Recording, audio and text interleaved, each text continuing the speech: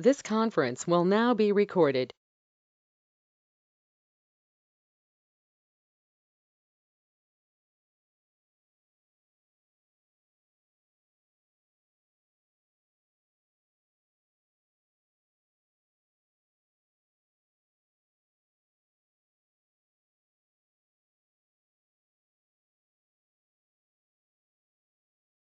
Hey, look at that guy.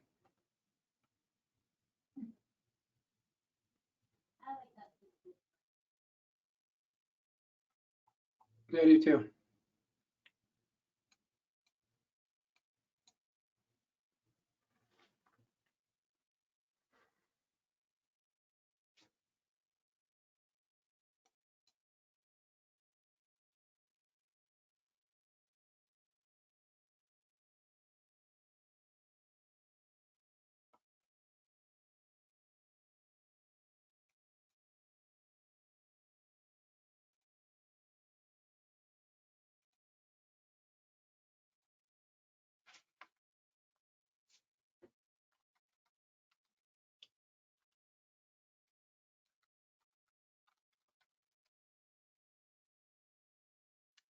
Looks like might be Cindy that joined us, or Brad. How are you? Hi, yeah, we're Hi. actually both here. Oh, well, welcome to you both. How are Thank you? you. Good to How's see it you. going? Oh, we're busy, busy, busy. Yeah. What's new in your neck of the woods? Uh, Well, we're getting an air conditioning system put in. woohoo! It's a good time for that, isn't it? Yeah, Is this a So- replacement or is this brand new? it's addition. Yeah. We have one system that's not doing it enough, so we're putting in a second one. Yeah, I don't know about you. It seems like, I mean, we don't normally have a spring, but it seems like it got a lot hotter faster this year to me. Yeah, Yeah. I drove through Denver Tuesday on the way back from Grand Lake, and it was close to 100. And luckily, a Wow. little bit cooler down here in the Springs, but still pretty warm. Yeah. Yep. So Yeah, I always joke about when everybody's complaining about the snow in April and May that just wait, it's right around the corner. yeah. We're selling one of our houses. Are you? Good. Yeah, I watched that presentation that you did on it wasn't on 1031. What was it? Opportunities. Yeah, the opportunity zones. Yeah. What'd you think? Unfortunately, I had to cut out mid meeting because I had another appointment that I had to get to. So I Yeah. didn't get to see it all, but it sounds like it's a pretty long-term thing, though. You got to hold the money for 10 years. Yeah. So it is. Yeah. And I think that's a good point is that almost everything has its pros and cons. You have to weigh that. When you're looking at capital gains mitigation, in your case, um, there's a handful of things that you can maybe do, but they all come with a cost of some sort, whether it's liquidity or fees or both. So yeah, that is. Right. The nice thing about that, and I'll send you the recording. It's not completed yet, but I'll send that out to everybody. That'd be great. But the nice thing about that is you can really just defer the capital gain portion, not the whole amount. So if your sales price is $1 million and your capital gain is 200,000, you can defer just the 200,000 into the zone. So it gives you a little bit more flexibility than the whole amount. Where you'd have to do that with a 1031, you'd have to find a replacement property and really deploy most of what came from the sale proceeds. So Yeah, we've done a 1031 before. yeah. So Are there funds that new investors could deposit their money into in a opportunity zone, or do we have to create our own company and choose our own people to be building businesses and stuff? no, that's one of the benefits of using a fund or an opportunity zone. They're already created. It's just a matter of how many people they let in, and they typically close them and then they open up new ones. Oh, So okay. the gentleman that spoke yesterday represents a national firm that's been doing, it's worked in that field for, gosh, 70 or 80 years, even though the Opportunity Zone's new since the Secure Act, but they've been in the property management 1031 kind of space for a long time. Our local contact that here in Colorado, they have a fund, for instance, some of the Opportunity Zones are down by the stadium in Denver. I think there was one in Fort Collins, but that one's closing down. But then they have another one that's opening up in Maryland. So that's definitely something you don't have to create. You're actually buying into an existing kind of fund. Okay. To some people, it's a better option, again, comparing the 1031, because 1031, you get to locate another property, as you know. Right. In this type of market, it's very difficult to find that replacement property at a good value with where prices are. And then you're kind of still stuck in the management game. The Opportunity Zone fund managers, or then you're buying that, you're buying into it and you're getting the professional management, so you don't have to deal with that. So that's appealing to some people. I kind of say it's like you can go buy an individual stock or you can buy a mutual fund. It's somewhat similar, just in the real estate space. But I think the caveat with all this is really the Opportunity Zone is really still just another real estate investment with some tax benefits, so people just have to be aware of that.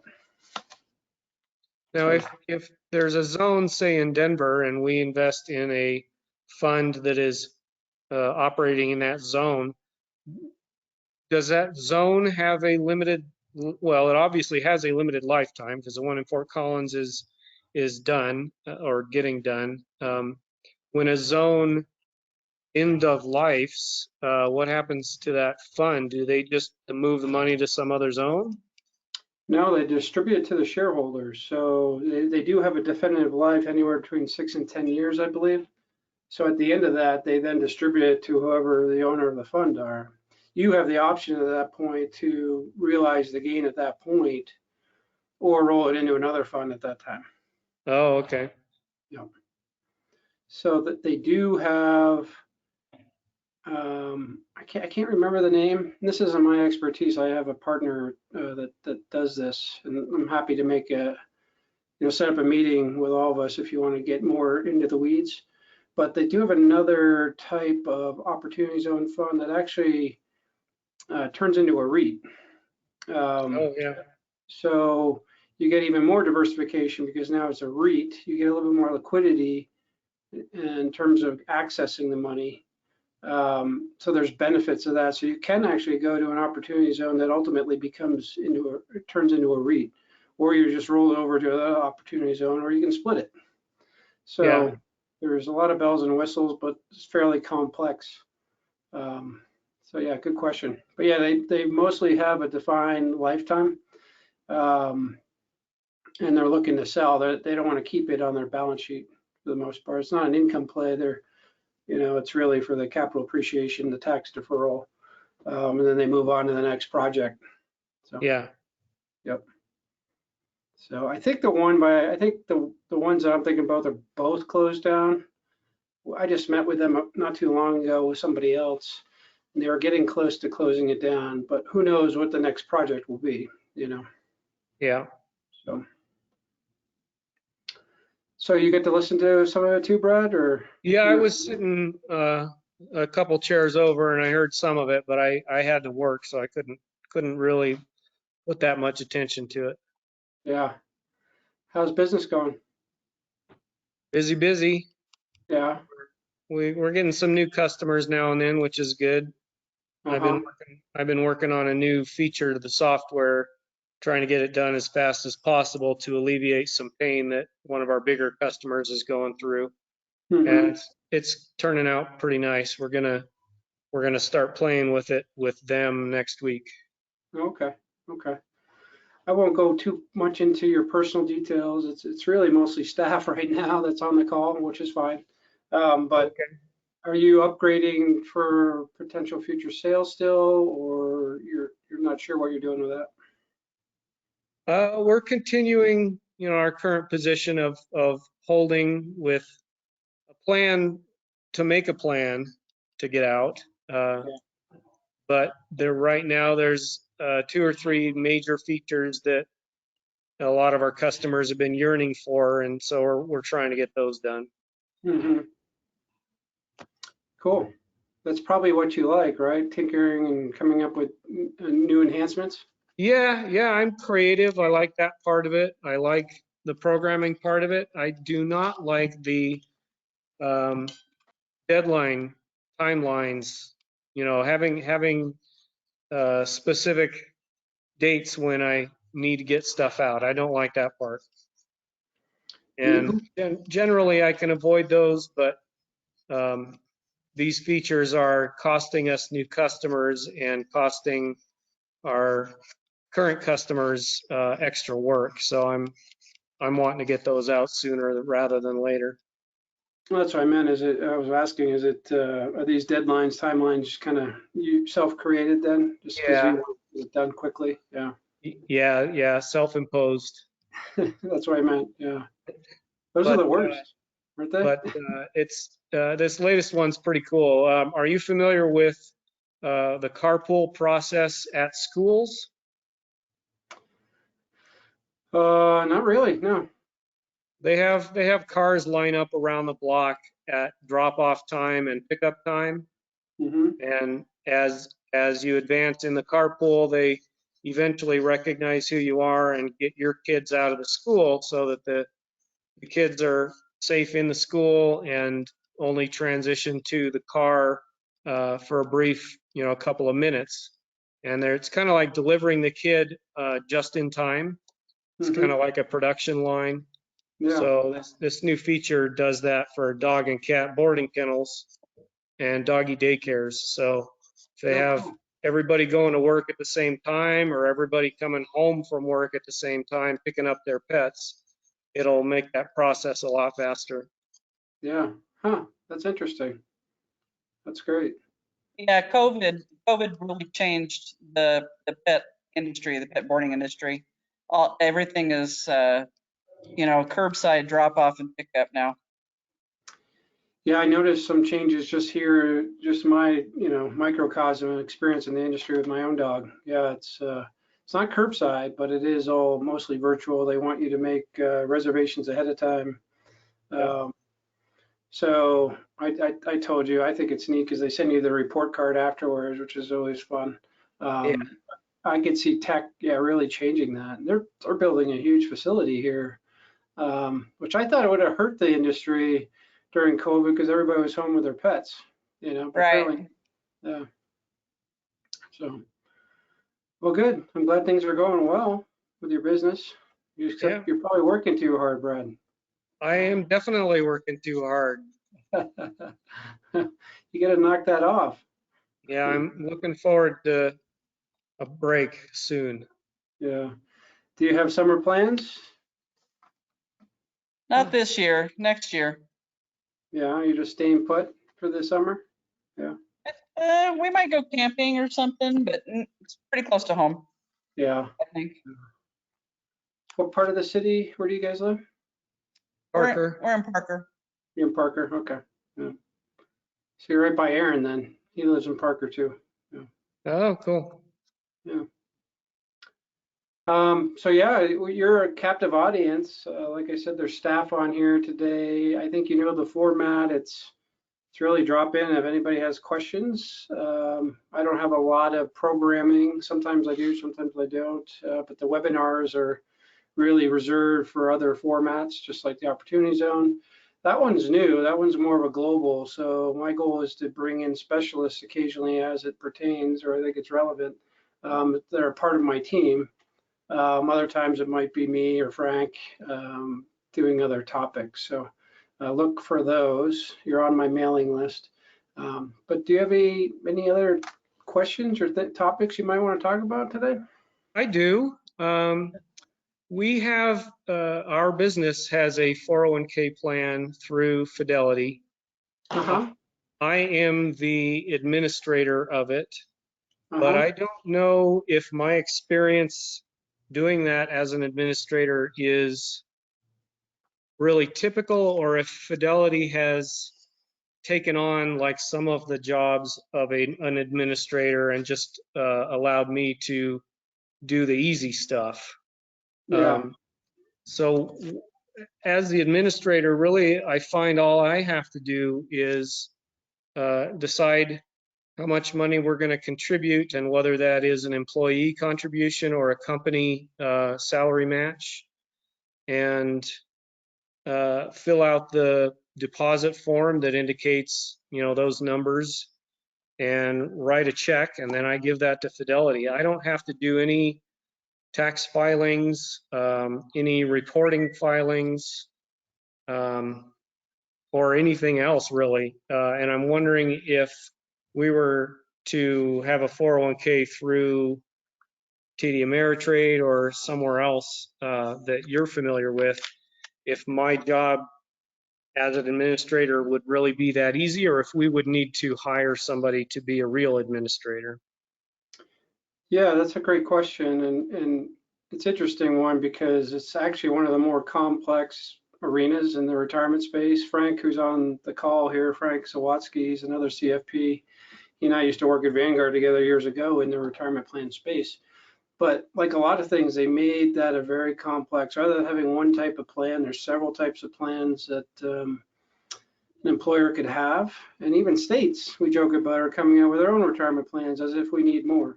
Yeah. So it's tricky, and I won't get long-winded with this, but it's tricky because as you're the plan sponsor, because you're the owner of the business, you're also the administrator, you're likely also the record keeper, and you're also a participant. So you're wearing many hats, and most employers don't even know that they're wearing those hats. But it really depends on the type of plan that you have in terms of what the responsibilities are and whether that should be offloaded or it's something you can do internally. So I would start there. Tell me more about the type of plan that you have. Then we can kind of answer that question more directly. But then, part of that, a subset might be, is it even the right plan for your particular business? So what type of 401k plan is it?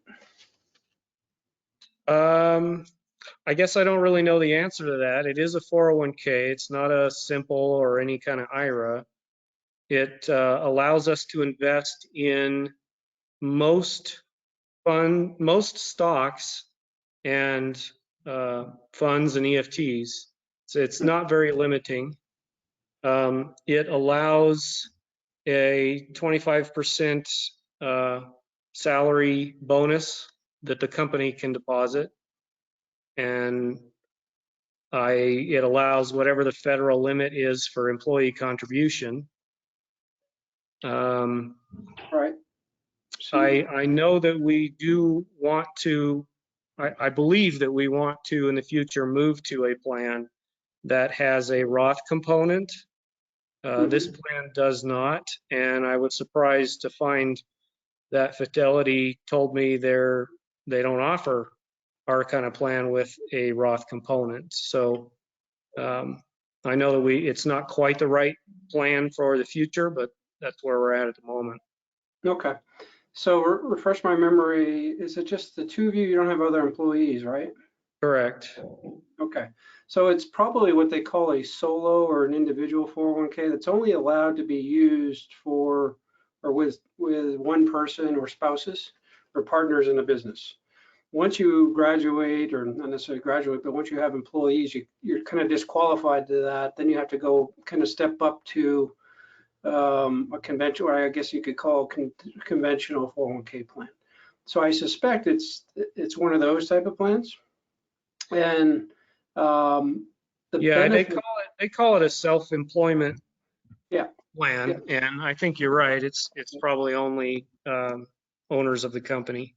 Yep. So from an administrative standpoint, what's nice about those plans is you're basically adopting a prototype, something that's already been approved by the IRS.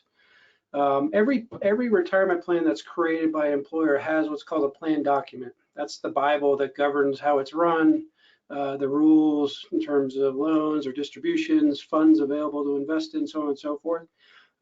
If you were to create a conventional 401k, you would need to create your own plan document. You need a third party typically to do that. And then there's ongoing testing and compliance work that goes along with that. Alternatively, in the self-employed 401k or solo K space, all you're really doing is adopting essentially Fidelity's prototype plan document that's already been approved to make it a qualified plan, getting the special tax treatment. It's really easy for firms like you to run. So the long story short is the way you're administering it is fine.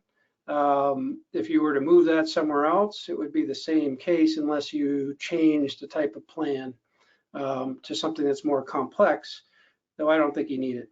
Yeah, we're not expecting to expand into employees. Mhm. I'm hoping to get out before we have to do that.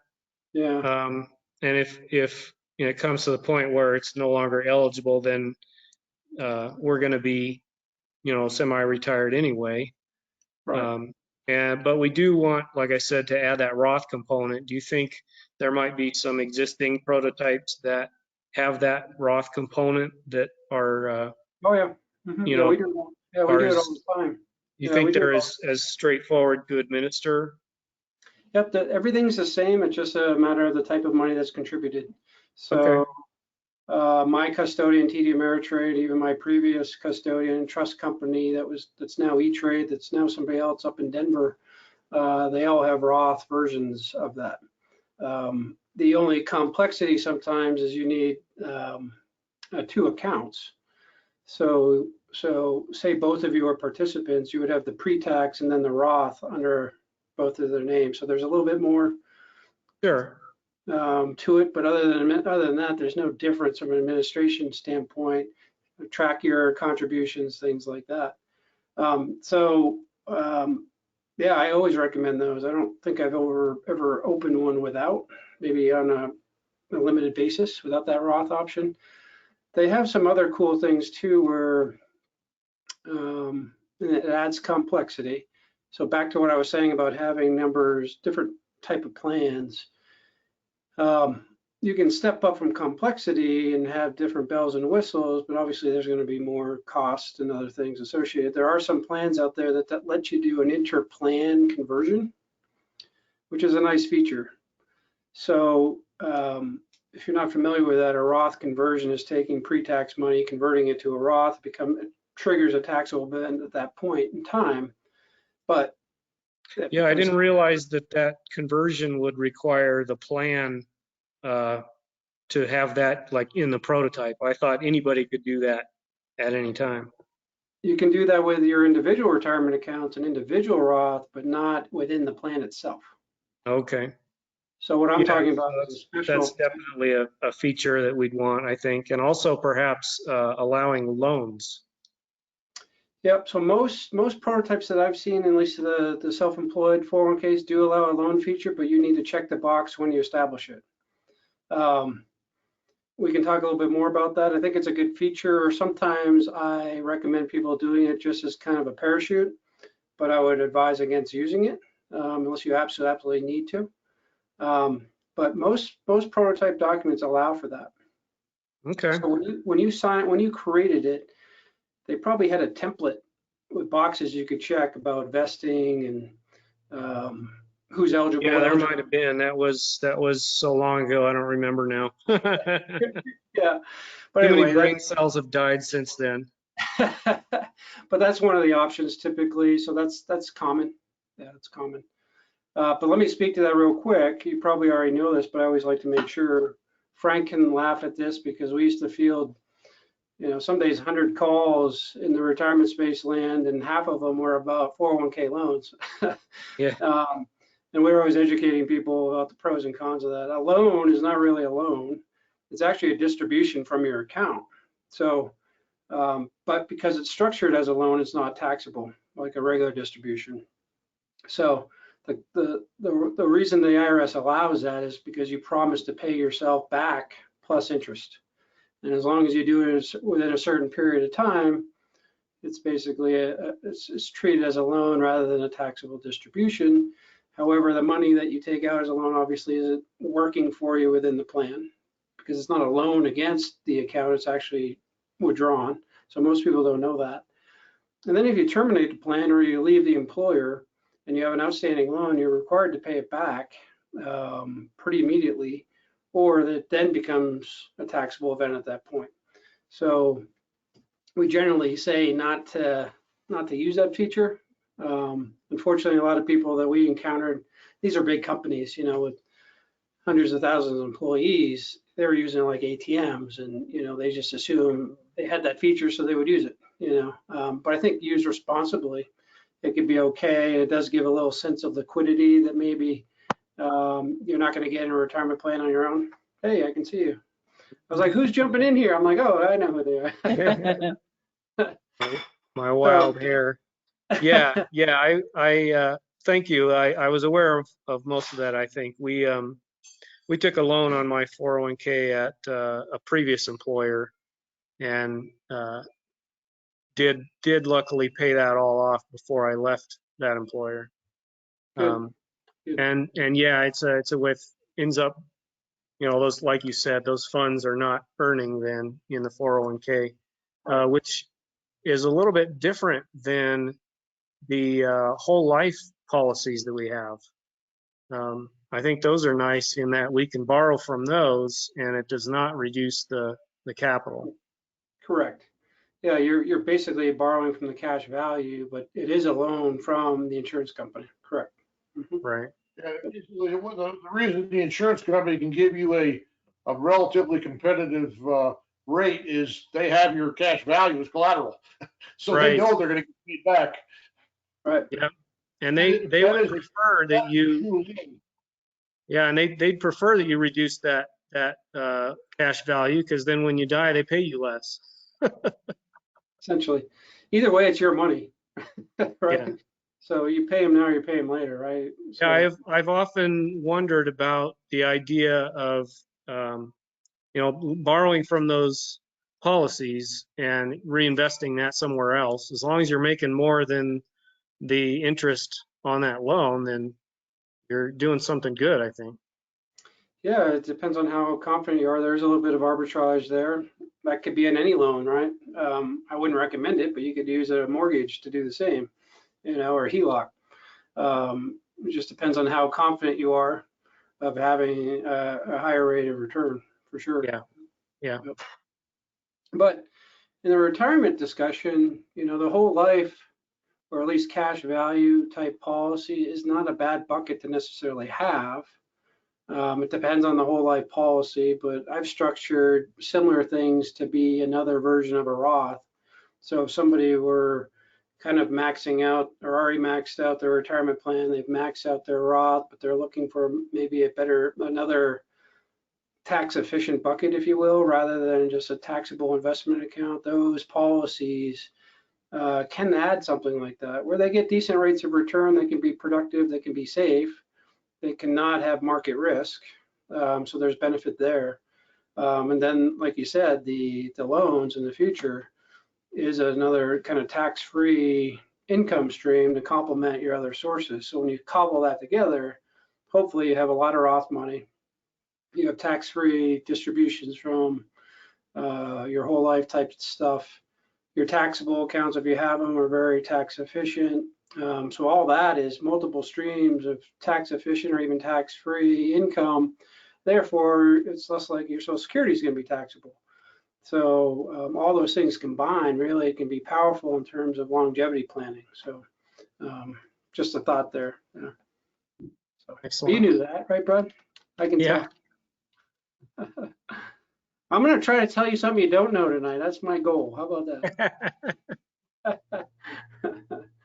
I get little bits here and there of, you know, even tonight, little bits of it here, information here and there is good. Yeah.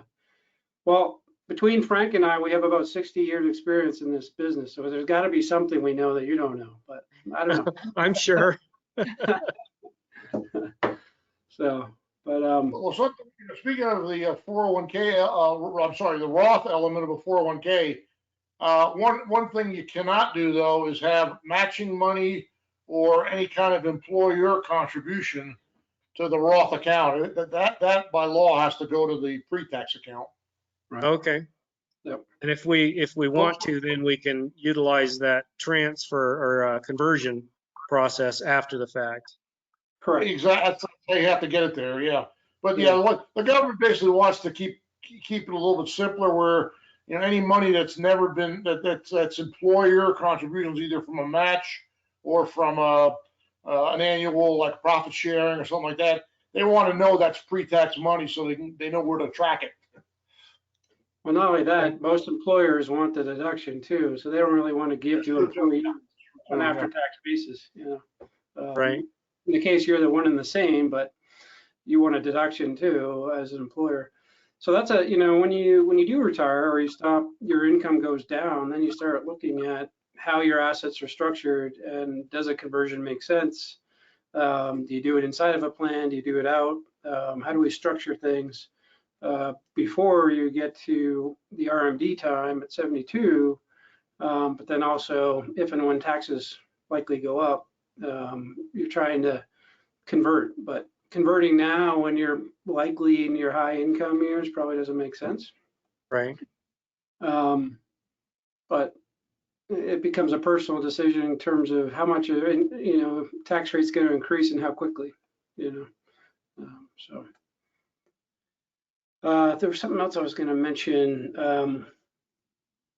Yeah, the other thing when we talked about complexity, I guess, is are you contributing as much as you want to those particular plans? Are you maxing them out? And if you desire to contribute more, that might be another reason to look at other plans, I guess. Right now, we're not maxing out.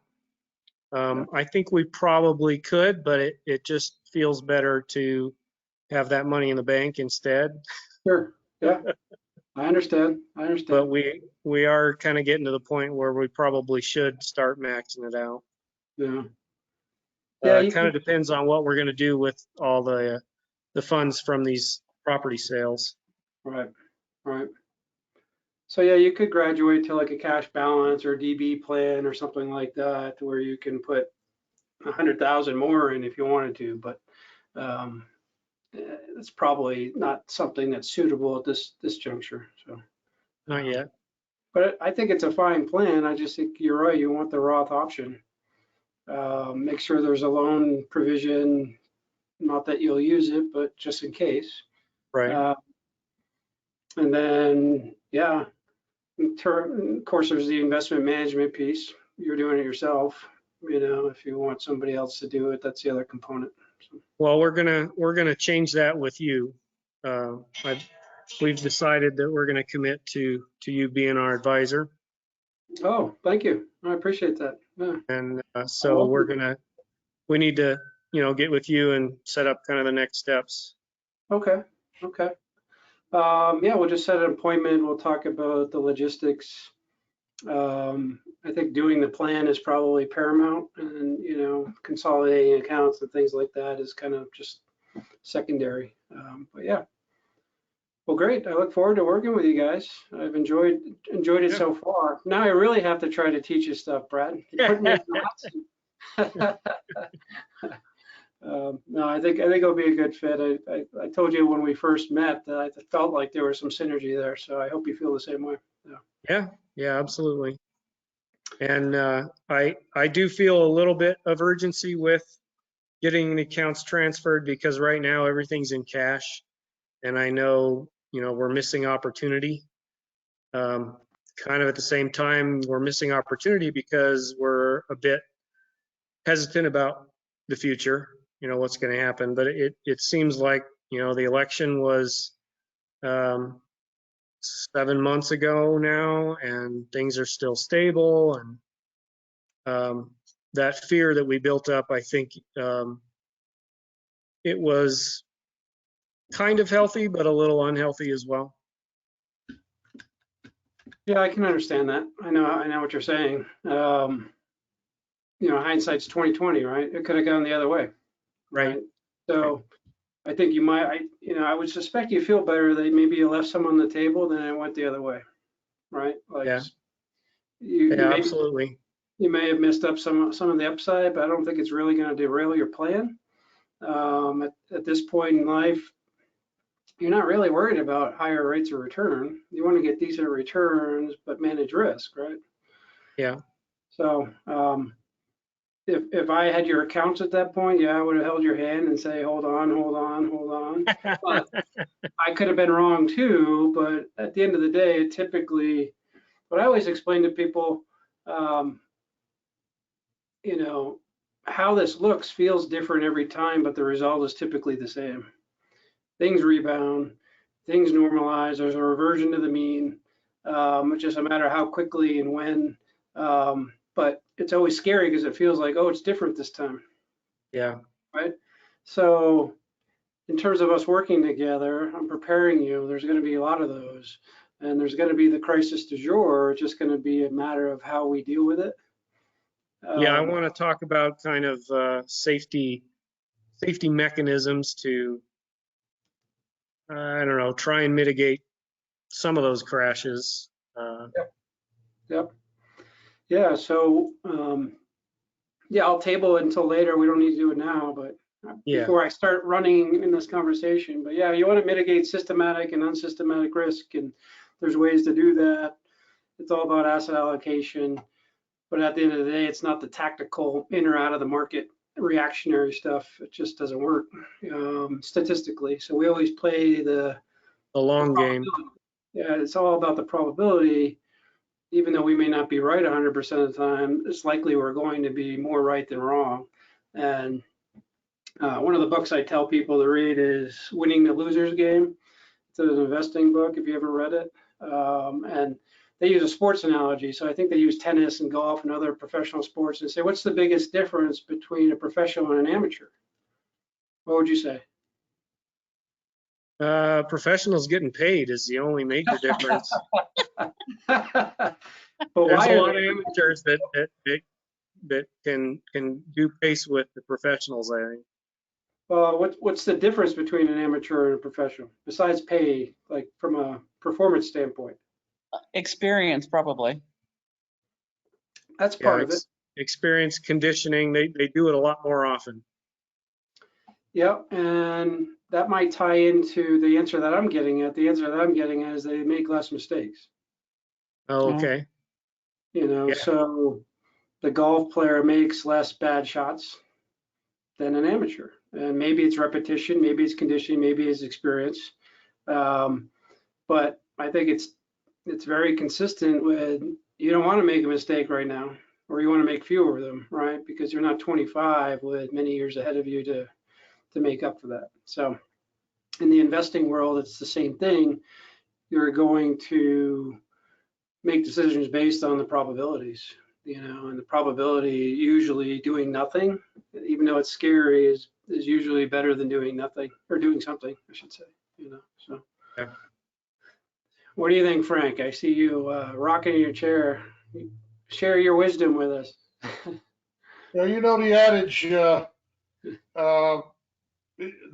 risk of being out of the market is greater than the risk of being in. Yeah.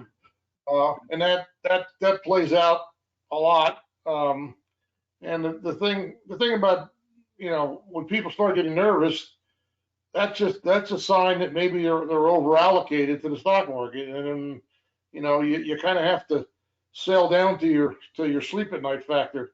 You know, and if you know, if the market's keeping you up, you got too much risk on the table, and if you're willing to take some of that risk off, you're saying, all right, I'm willing to accept slightly lower returns, but at least I'm not going to worry as much, you know, because you know, reacting to emotion and impulse is generally the wrong thing to do.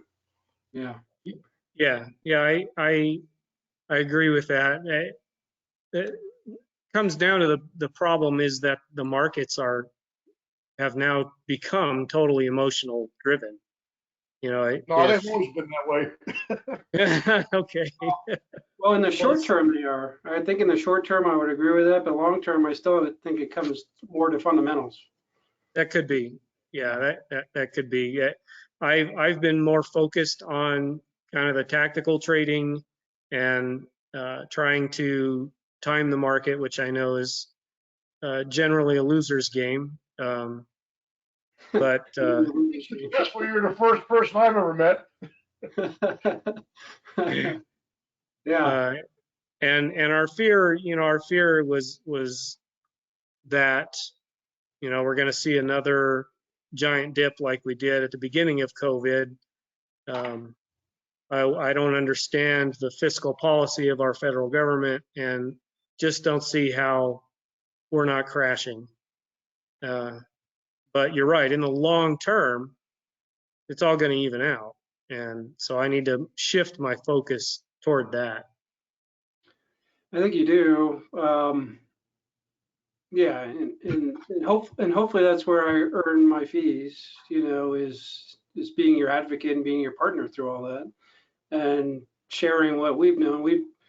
Frank's obviously been around longer than I. He was in I think, 86. He went through the 86, 87. I didn't, but everything else I've been through. So it's scary for everybody. It can be. We're human. We're investors. 20% in one night is not bad. Yeah. You lose 40% of We your money, also, right? yeah, some say, well, what if it's different this time? So I won't deny that, we're human too, but yeah, it's our approach is very strategic. It's very long term. I really think in segments of 3, 5, 10, 15 years rather than months and 1 year. I used to use an analogy more in the Vanguard days. I don't know if you know Jack Bogle, the founder of Vanguard. He's now deceased. But he started, it was this dissertation. Well, you know Vanguard, right? The biggest mutual fund company in the world. He started Vanguard essentially based on his Princeton dissertation or thesis, and back in the 70s. He's the one that really started the index fund. And he stayed to, how old was he, Frank? He had to be 80s, I think, when he was still working. Oh yeah, he was still, he was the chairman emeritus, I guess, until he was 87 or 88, I think. Wow. But anyway, yeah, so I always use that as an analogy. He only looked, I mean, of course he had so much money, it probably didn't matter, but he only looked at his investment statements once a year. And he had more to lose probably than any of us combined, you know what I mean? So, but that was kind of the perspective he had. And he would revolutionize kind of the mutual fund industry based on that, the actively managed, more tactical stuff. In my mind, if you look at the industry as a whole, is really it's all marketing. It really is. We have the best mousetrap. You're going to pay us a lot more because we have this shiny mousetrap, but when you really look at the data, it doesn't support it at all. So yeah, I drank the Kool-Aid when I was at Vanguard, but I think the data has supported it over the years. Maybe it's self-fulfilling. I don't know, Frank. We read things that support our philosophy sometimes, right? So you're going to be careful. But yeah, well, in society, that's happening more and more now. Yeah. we all go to the echo chamber and feel good. Yeah. Confirmation bias. Yeah. Absolutely. Yeah, absolutely. So, one of the first things that we're going to want to discuss with you is what we can do with those capital gains for the properties we're selling. We close on another property on Tuesday, and this is going to be the second of 3 for this year. Mm-hmm. So I'm not sure what we can do about that. And I think we told you the reason we're selling is because we think that the market is pretty high right now. And also I'm afraid that the tax on gains is going to go up to ordinary income tax. And it kind of plays into my idea. I don't know if Cindy's thought of this, but I can envision a time where we're no longer managing properties. And if that money's in something that's managed by somebody else and doesn't involve having to deal directly with tenants and stuff, I see that as the next phase of our investing. So you would not do any more properties going forward. So what I'm hearing. Well, that's kind of what I'm looking at.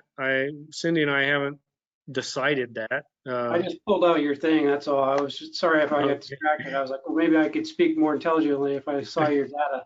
So, And we like the idea of having a bunch of our money into something that's not in the market. You know, real estate is a completely different animal. Be diversified. And adds to that diversification.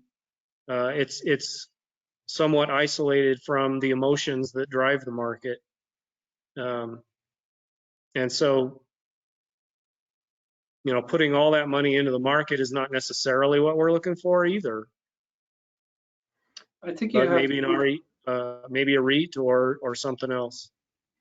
I think you're right. I think, you know, what I experienced over my career and what we try to do with clients is they're not mutually exclusive. You have a little bit of both. You know, I think you're right. That was my thought. Instead of owning, I think real estate is a good diversifier. I think people have amnesia in terms of what happened in 07 and 08 at the same time, especially in this housing market. Yeah, It has that's risks, right? So we can't deny that, but I don't think you remove it from your overall net worth by any means. You might just do it in a more efficient way. I like the idea of maybe a REIT of some sort, if managing properties doesn't fit your lifestyle, you know. So I think you have to have real assets. I think you have to have money in the market, but when you say the market, it's not just the stock market. So you need to have fixed income. You have to have equities. You need to have real assets, and that could be commodities. It could be real estate. It could be a combination. But all of those really have that systematic risk that we were talking about. They're still linked to market cycles to some degree. They might be different at different times. right. Yeah, different cycles. Yeah.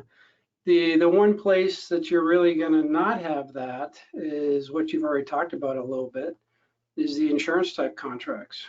You know, your whole life. I'm not a big fan of whole life necessarily. It depends on the policy. But that's something we'll talk about too. Do you carve out a certain portion that is a contract between you and an insurance company that has nothing to do with the markets? And what does that look like from a risk standpoint? What does that look like from a return and income standpoint? And does it fit in and complement the rest? So then you cobble it all together. We're getting ahead of ourselves, but that's one way to mitigate these risks so that you're comfortable, you sleep well at night, the swan, but also you're getting the returns that ultimately you need to make the plan work. And that's why you need the plan kind of first, so that you're not just investing in a vacuum. We're saying for the plan to work and you're to live your best retirement and your lifestyle, we need X amount of rate of return. Then we're going to backfill and build a portfolio based on that, right? Yep. So, Yeah. So since we're talking about this real quick, what did you sell so far this year? Farmingdale. No, Farmingdale was last year. Omen. Omen, yep, I see that. And Quail is Tuesday.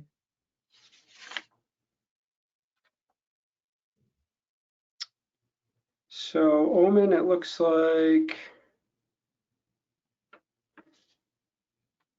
well, you just have cash, 184,000. So that was the proceeds.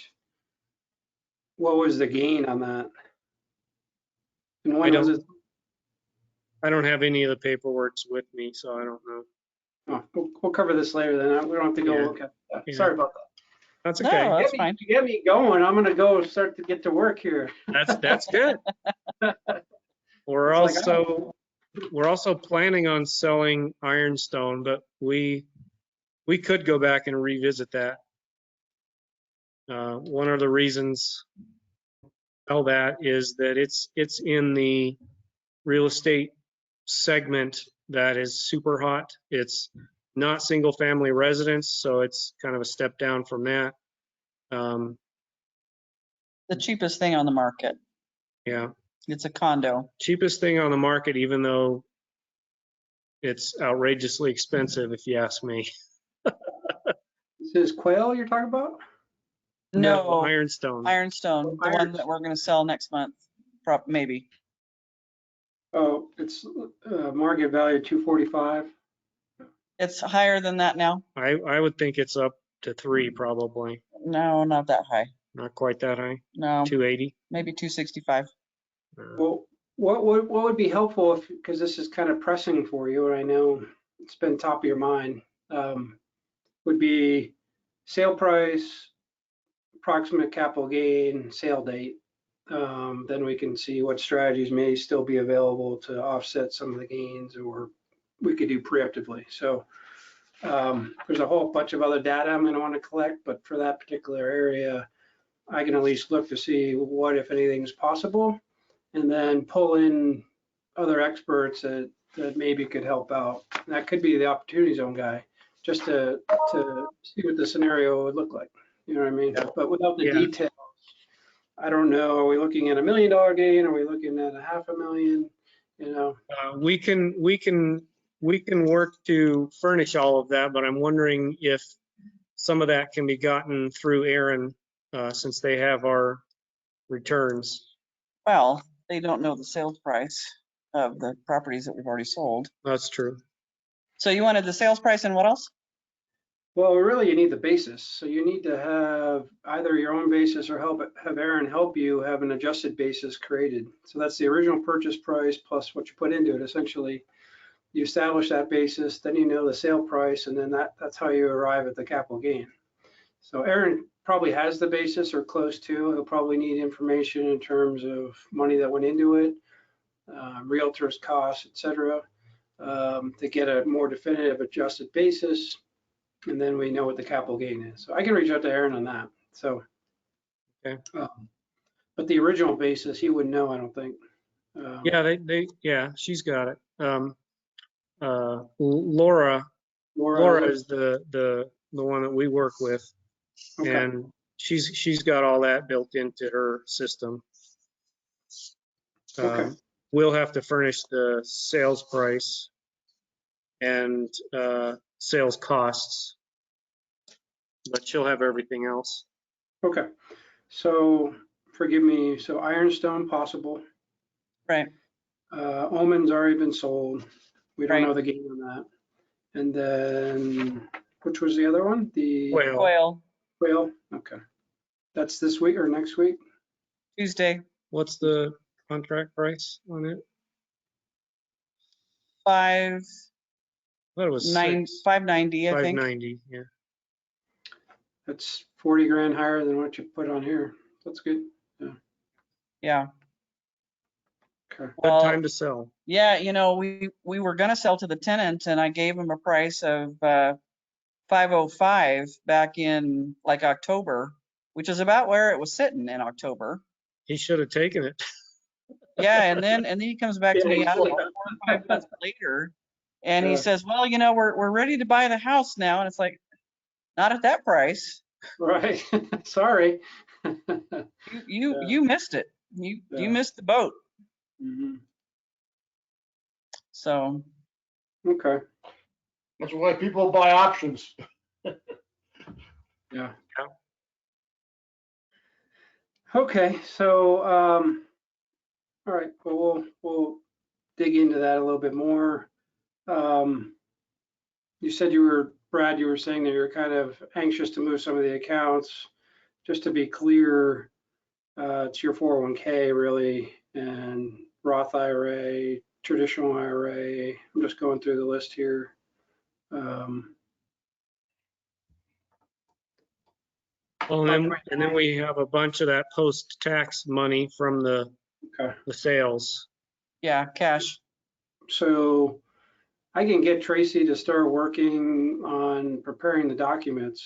So we'll pre-fill everything for you, send it to you via DocuSign. You just sign it. We'll open the accounts with TD. We'll make sure that happens. And then our back office will essentially pull the money over from the respective institutions where it is now. So it's pretty easy. We'll need to, don't we need to settle on a 401k prototype first? Yes, you do. Yeah. So I can share what it would look like with TD. It should suit what you need based on what you told me tonight, but we'll discuss that. Yep. Okay. Yep. Yeah.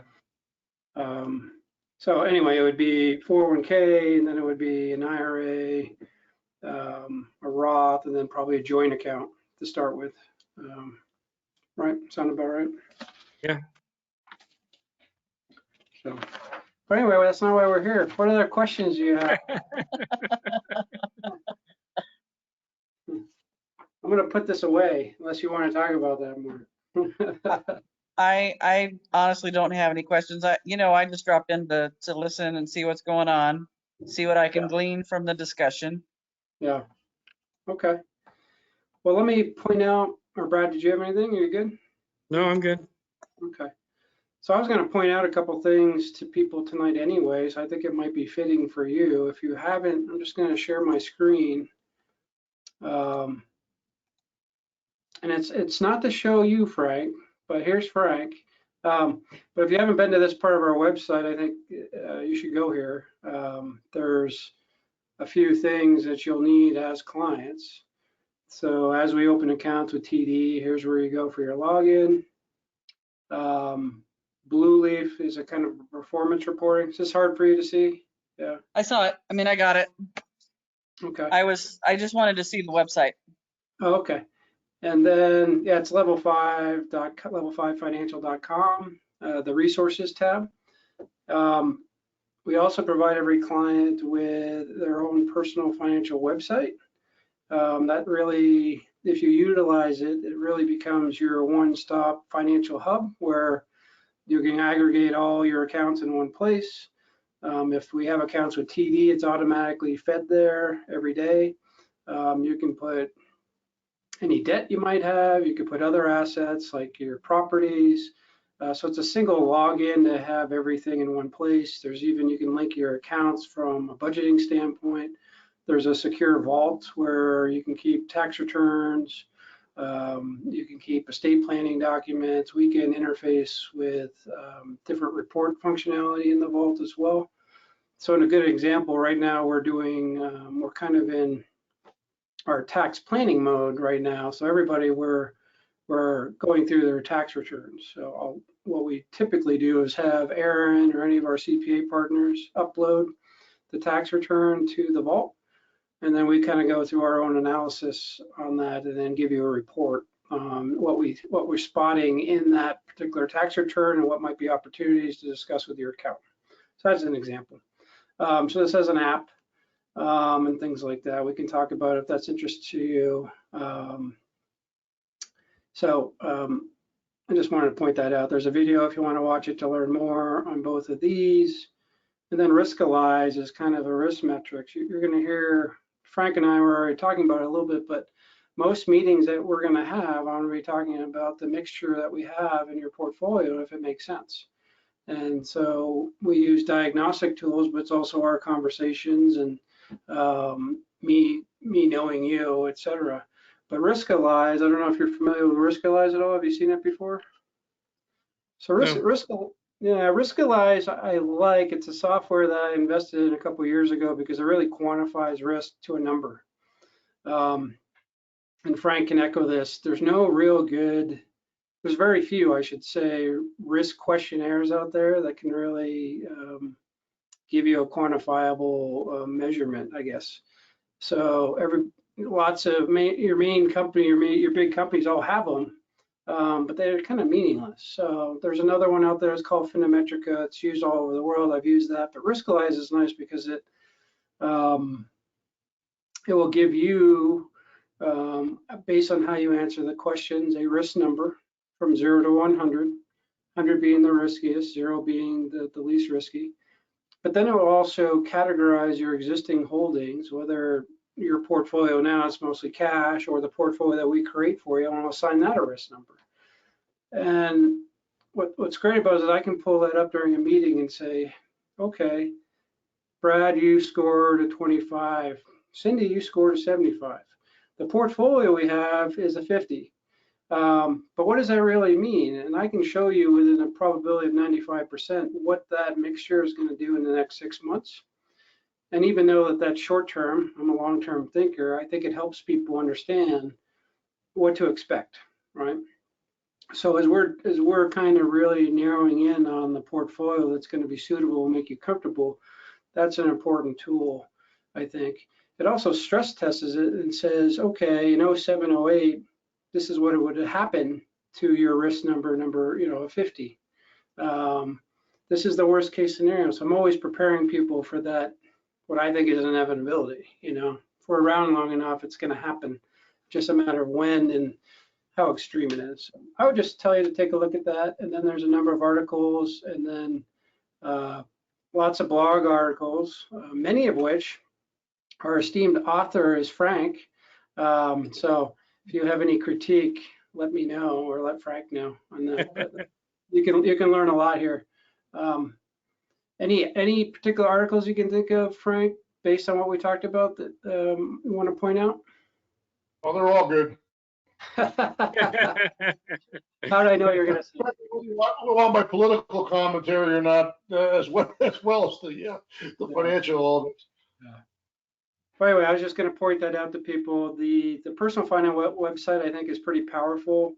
It's somewhat underutilized. It's another fairly big investment that I made in my firm to simplify people's lives, but also allows us to plan collaboratively. So as we get into the planning zone together, I'm going to be, suggesting that that's updated and current as possible. And then we kind of have a living plan. It used to be, I think you said you've done a plan in the past, maybe. It was like, give me all your paperwork. All right, we'll do a plan, and then we'll print it out and we'll give it to you. And it's probably antiquated at that point, and then in 5 years, it's kind of meaningless, and then you do the same thing again. So this is really to create kind of a living plan of collaboration using software. And Brad, you're a software guy, so hopefully you appreciate that. Yeah. Anyway, I just want to point that out to you guys. So, in this handsome picture here, am I embarrassing you yet, Frank? You better get a picture of me wearing a tie. Yeah, that was we were lucky. We were lucky there. So anyway, we're at the top of the hour. What else, guys? I'm just going on. You know me, I can just fill time. So Well, I do have a 5:30 that I need to get ready for, so we probably should close it. okay. Well, I appreciate your trust, and I look forward to working together. So you're going to email us what we need to do next? Yeah, would it be better just to have a quick meeting to talk about next steps? Sure. Yeah. Or is an email better for you? You tell me. A meeting is fine. Okay. Yeah. When are you available? I am looking at my calendar now. How soon do you want to get going? As soon as you can.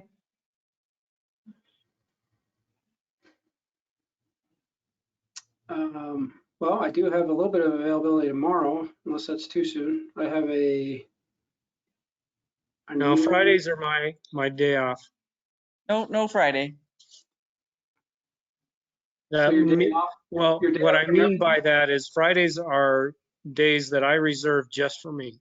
Okay, good. I kind of sensed that, but I wasn't sure. I was like, you're off from work, so we can do this or not? Okay. Right. I can see how that would be confusing. Yeah. I try to do the same thing. I try to take, well, not necessarily to myself, but I try to have Mondays and Fridays for planning and other things. Okay, so next week. Not Monday, because that's when I'm doing Lucy's probably. We can do Tuesday. Nope. We can do Wednesday. I'm gonna get you guys retired.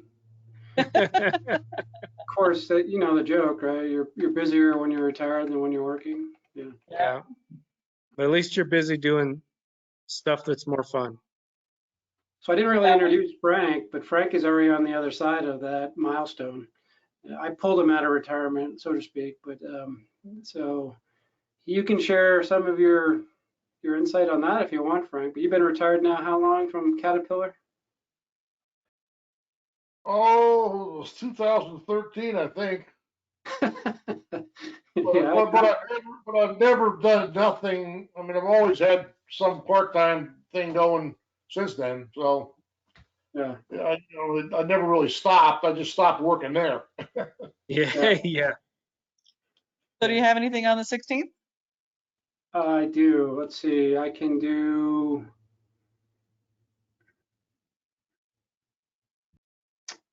11. That sounds good.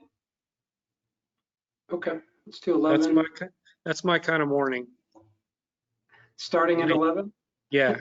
I wish I could say that, but I'm starting at 8:30. So my first meeting's at 8:30. Do you want to send us a link for a Yeah. Zoom or whatever? I will. Go to meeting. I will. I can only imagine. I can imagine it's only gonna be about 30 minutes. We've already kind of covered some of it, just to make sure you're comfortable with next steps and know what to expect. So Okay. 11 o'clock, I will send you the invite to that. I'll probably put a quick synopsis of what to expect too in the email, and then we know what we're talking about. Sound good? Sounds great. Okay. All right. Well, have a good night. Anything else before we go? No, I think we're good. Okay. Sounds good. I will talk to you on the 16th at 11 o'clock then. Okay, great. Thank you so much. All Nice right, to see you both. Thanks. Okay. Take Bye. care. Enjoy your Friday. Thank you. All right. Take care, guys. Bye-bye. Okay. Bye.